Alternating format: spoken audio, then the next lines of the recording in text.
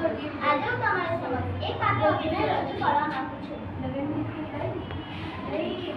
અરે શું છે રાકેશ, તું કેમ મારા પાછળ પાછળ આવતો છે? તને એકવાર કહું તો સમજાતું નથી? હજી પણ તું મારા પાછળ પાછળ આવ્યા કરતો છે.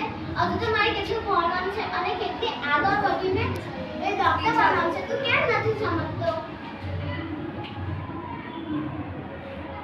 ટ્યુશન જવા માટે મોડું થઈ ગયું.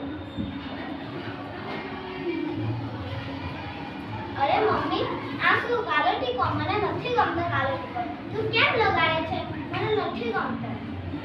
આ નજર બજાર એવું કોઈ ના હોય. તું કેમ આવામાં માને છે? અરે રાકેશ, તું અહીંયા કેવી રીતે? અને તારા આ હાથમાં શું છે? બોટલમાં શું છે? એસિડ. એસિડનું તું શું કરવાનું?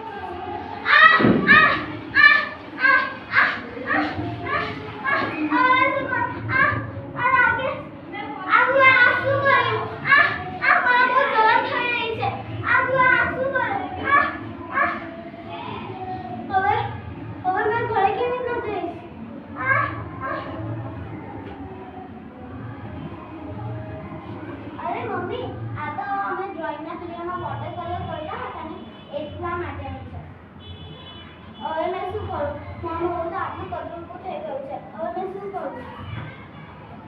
અરે મારું મોઢું તો સખત જલી રહ્યું છે. એમ તો ફેર ના પડે. હવે મેં શું કરું? થોડોક મેકઅપ લગાવી જોઈએ.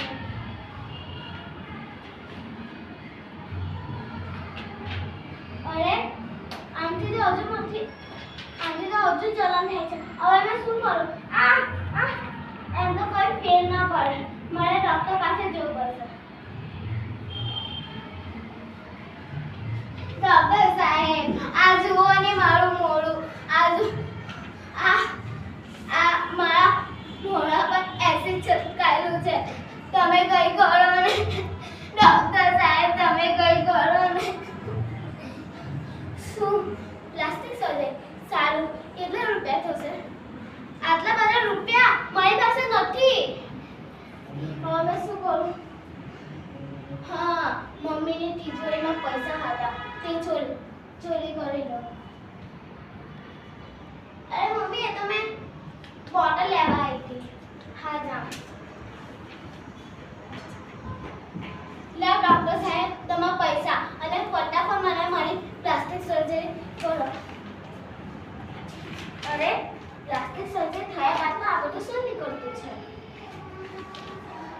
આ બધું શું નીકળતું છે? મારી જિંદગી તો બરબાદ થઈ ગઈ. હવે મેં શું કરું?